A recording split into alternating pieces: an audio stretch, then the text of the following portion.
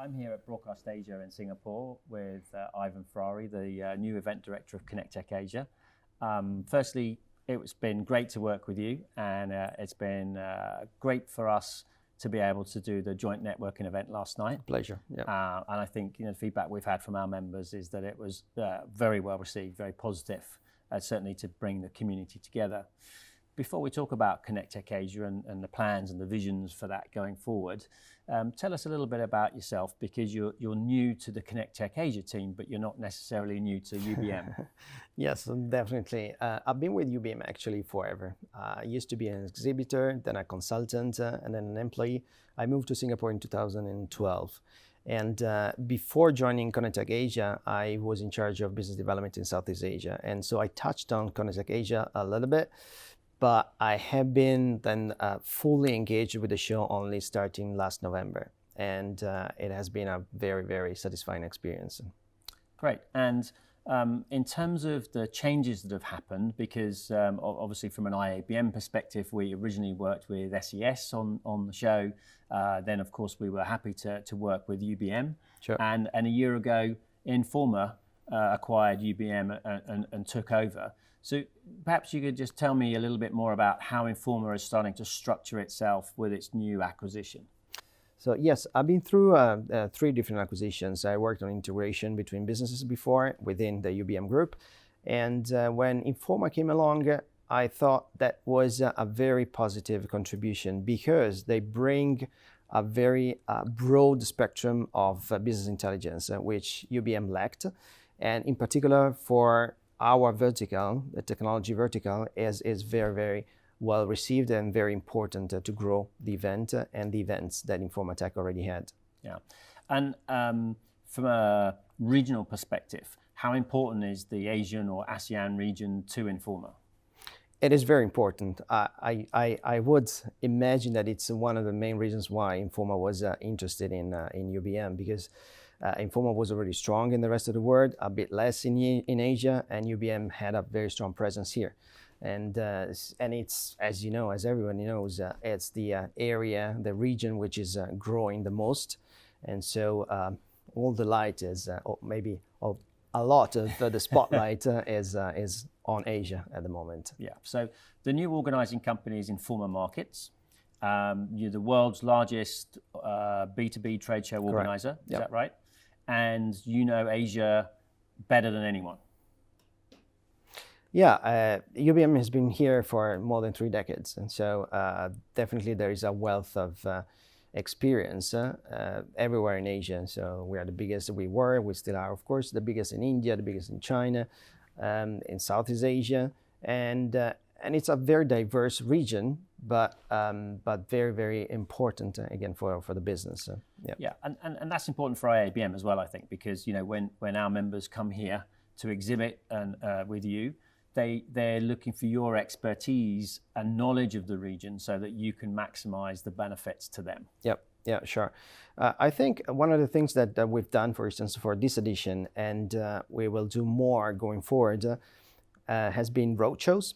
Mm-hmm. And we leveraged, as you were saying, the network that we have in the region. We have offices in all the countries here, and also the partnership. So with Ovum Business Intelligence, Informa Tech, and also speakers that we had already engaged for this event. Mm-hmm. So, as you're saying, is very important to have the network here.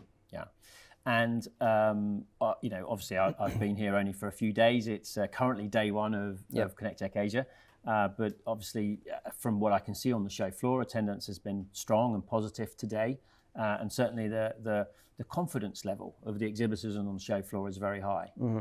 Yeah, I think so. I hope so. We'll see what happens in the next 2 days. But I think another thing that we've done for this edition has been to strongly invest in the promotion and in the network of known tech trade shows. We, as Informa now, we run some of the biggest and most important known tech trade shows in the region. And enterprises already were one of the biggest actually, group of visitors to this show to source for enterprise solutions. And so we expanded that network, we expanded the promotion into this known tech trade shows in the region. And I think we will see the results. We already seen the results in the pre-registration numbers, which have jumped significantly. We have about 3,000 more than last year. Yeah, and I think that's a really important point to make, because when I talk to IABM members, they don't come to these shows to see people they already know. Sure. They come to these shows to see new customers. Yep. And I think that's certainly an important benefit of being now part of Informa and that network of contacts throughout the region, as you've said. Yeah. If I might add also, again, a recent contribution from Informa Tech has been the launching of a webinar dedicated to the APAC region, first time, run by Light Reading in cooperation with us and in cooperation with Ovum. And that has been very successful already. We've done 2, and registrants were around 400 for each one of them. And that's also something new and something which helps us reach out to an audience that maybe were not already in our database, in our reach. Yeah, and again, very important. I think the way that the broadcast and media industry is changing, the way that the industry is diversifying. Being relevant to more and more people is something that's going to be beneficial for longer term growth. Absolutely. And I think the interplay of these 3 components of our show, broadcast media, Communic, satellite, it's the biggest satellite show in Asia, and the emerging technologies plays very well for the interaction between the exhibitors and the visitors that are coming to the show. Yeah, absolutely. So it's great that you've given us that background. Thank you very much for that. Let's talk next year. Yep. Putting you on the spot, putting you under the pressure. What are the plans that you've got for next year? Next year, definitely we're going to strengthen this triangle I was referring to, which is something we have been working on for the last few months. And one of the points is definitely an even stronger partnership with this business intelligence analyst that we have, luckily, within the group, and also external anyway, because as you probably know, here at this conference, we have also a partnership with McKinsey, with the KPMG, with Accenture, Deloitte.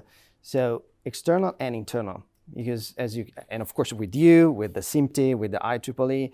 So I thought one of the first things that I thought was important when I joined last November was really to strengthen these partnerships, because we as show organizers are not the depository of the knowledge you are. So it's important that we involve you as much as possible to share the knowledge in the region. And Southeast Asia is particularly important, I would say, in this sense, because 95% of the companies, of the economy is made of SMEs.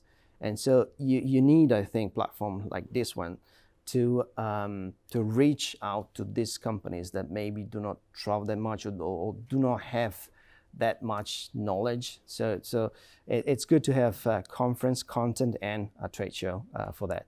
So this is the first point, continue to enhance the content.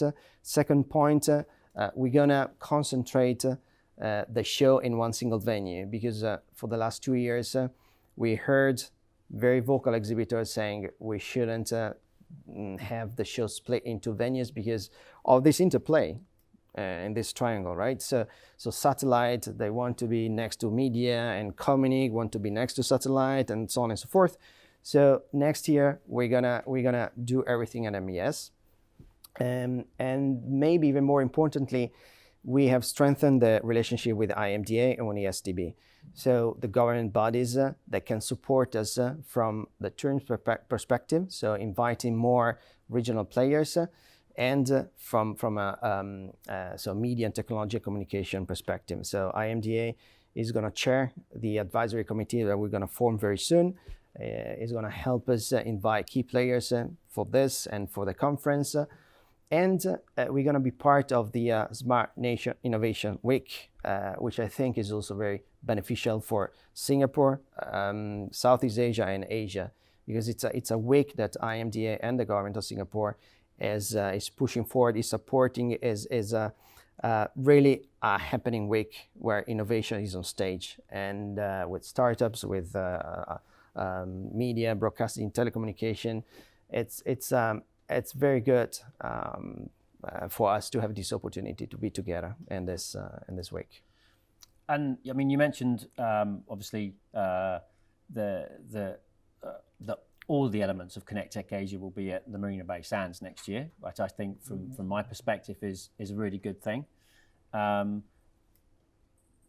It's I guess with the elements of the government support that you were talking about and that you've enjoyed that support, sure.